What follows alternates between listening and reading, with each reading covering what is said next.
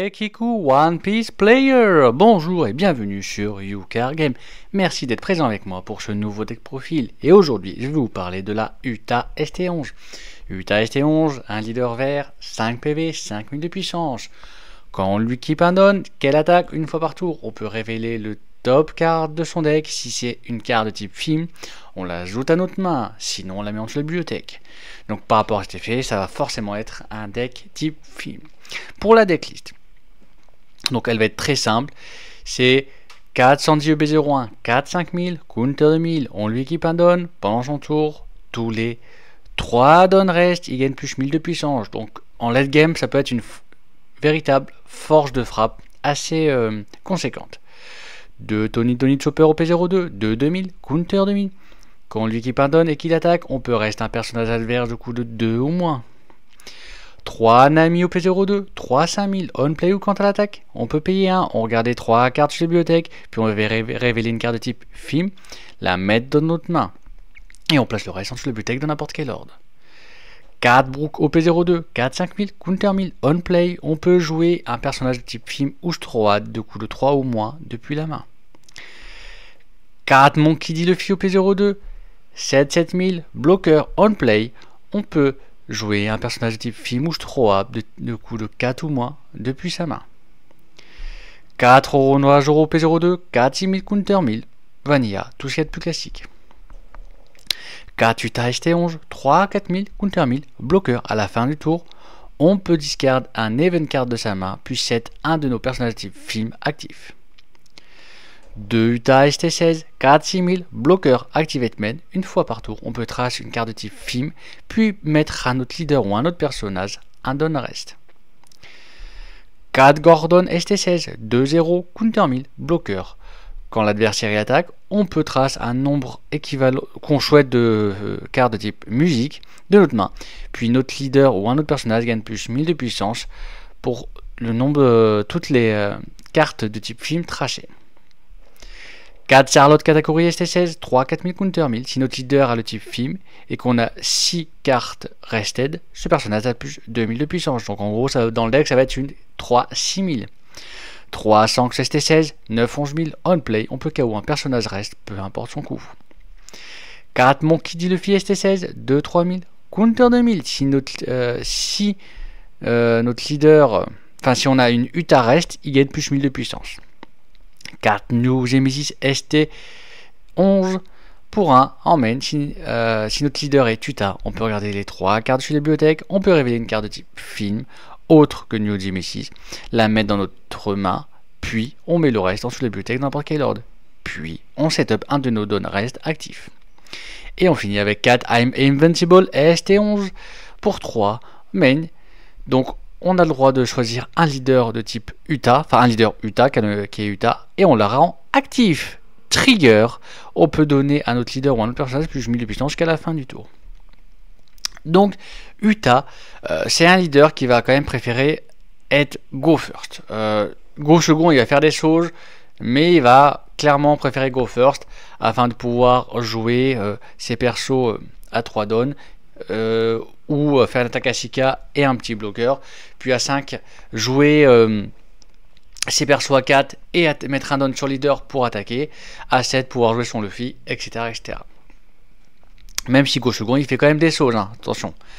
Donc on va commencer. Donc Uta, la petite Uta là, T1, il n'y a rien à faire. Go first, il n'y a rien à faire. Go second, franchement, tu n'hésites pas à jouer un petit Gordon. Tu as un petit Gordon, tu joues un petit Gordon.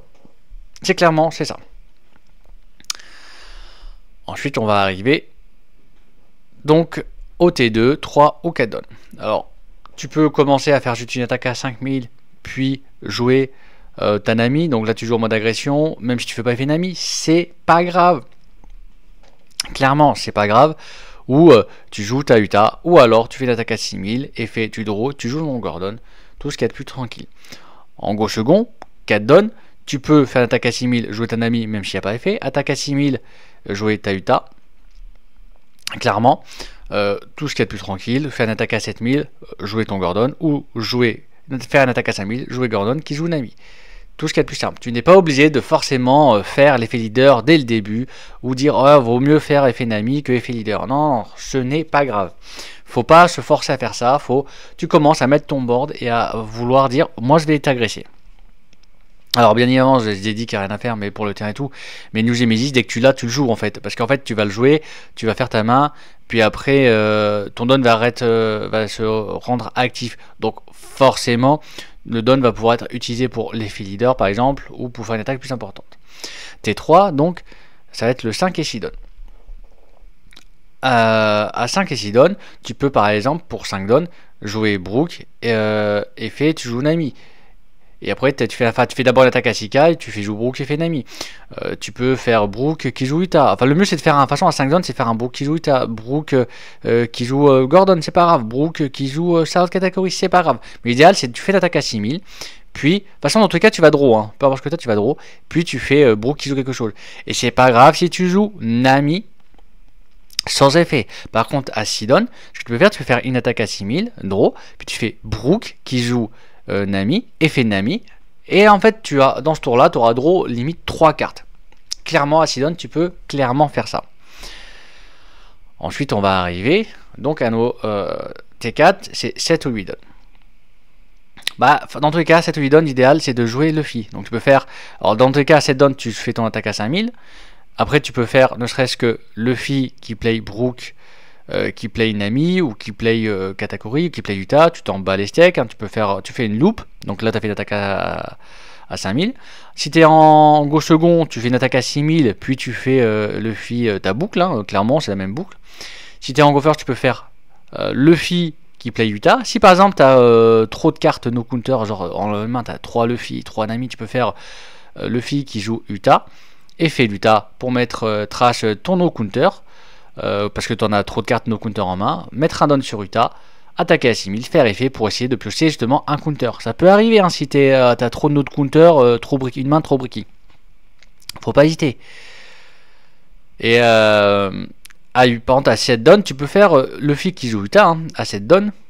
Mais par contre, fais pas l'effet, ça sert à rien. En fait, tu fais l'effet que si tu as une main bricky. Si t'as pas une main bricky, c'est pas grave, c'est juste un bloqueur à 6000, faut pas hésiter. Et vaut mieux jouer un bloqueur à 6000 no counter que par exemple un Zoro. Pourquoi? Parce que Zoro il a un counter 1000. Counter 1000 c'est une défense. En gauche second tu mets un don sur ta Uta, t'attaques. Après l'idéal c'est quand même de faire le flood, hein, le Luffy qui joue le Brook qui joue à Nami. Même s'il n'y a pas effet de Nami, c'est pas grave. Et vaut mieux jouer un flood comme ça et donc jouer des no counter. Flood le board pour le tour d'après être tranquille. Que ne pas flood le board et être un peu plus je veux dire contraignant. Ensuite, on va arriver au T5. T5, c'est 9 et 10 don. Alors 9 et 10 don, si l'adversaire a un perso qui te casse les burnes, t'hésites pas à 9 don de faire un Shanks. À 10 don, tu fais une attaque à 6000 et faire un Shanks également. Faut pas hésiter. Le Shanks, c'est un 9-11 000. 9-11 000, ça fait mal. Donc t'hésites pas à le faire. Et à 10 don, tu peux même faire attaque à 6000 pour draw ta carte et faire le Shanks.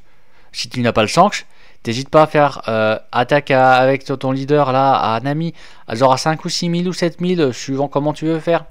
Puis tu fais effet, tu draw une carte, tu draw un counter, tu fais une attaque à 6000, paf, ah, tu faisais draw un counter, et là tu te refais ta main. T'hésites pas à attaquer avec Luffy. Et s'il faut, par exemple, tu peux refaire un Luffy qui play une Uta ou un truc. T'hésites pas. Et si t'es bien, par exemple, t'as mis un Shanks, là on est au T6, T7, t'as mis un Shanks, t'as réussi à défendre et tout, t'es de body, et là t'hésites pas hein, à faire, je sais pas moi, tu gardes, genre, tu fais une attaque à 6000, et puis tu fais I'm invincible, et puis tu réattaques.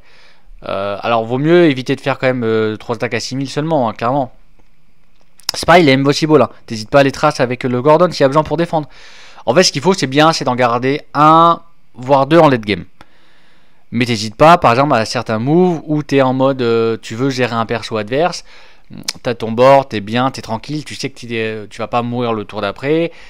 T'hésites pas, par exemple, si t'es à 8 don, ou à 9 don, plutôt 9 don parce que t'as réussi à faire ton Luffy, ton Brook, ta Nami. T'es à 9 don, mais t'as pas ton Shanks. Bah, t'hésites pas, je sais pas, tu gardes 3 don, tu mets tout le reste sur Uta, tu bourres avec Uta le perso, le gros perso, parce qu'il y a un perso à 8000 ou autre, si tu affrontes un Purple Luffy par exemple, le gars, peut-être qu'il va le défendre. Et ben, s'il le défend, bon bah tu fais Invincible, tu recommences. En plus t'as draw une fois, donc c'est pas grave. Mais ce que tu peux faire, à la rigueur, clairement, c'est s'il l'a pas défendu, bah tu fais quand même Invincible pour KO un autre personnage, c'est pas grave. Et dans le pire des cas, tu gardes au lager 4 dons, c'est-à-dire que si t'as 9 dons, t'as gardé 4 dons parce que t'as une amie, donc tu gardes 5 dons.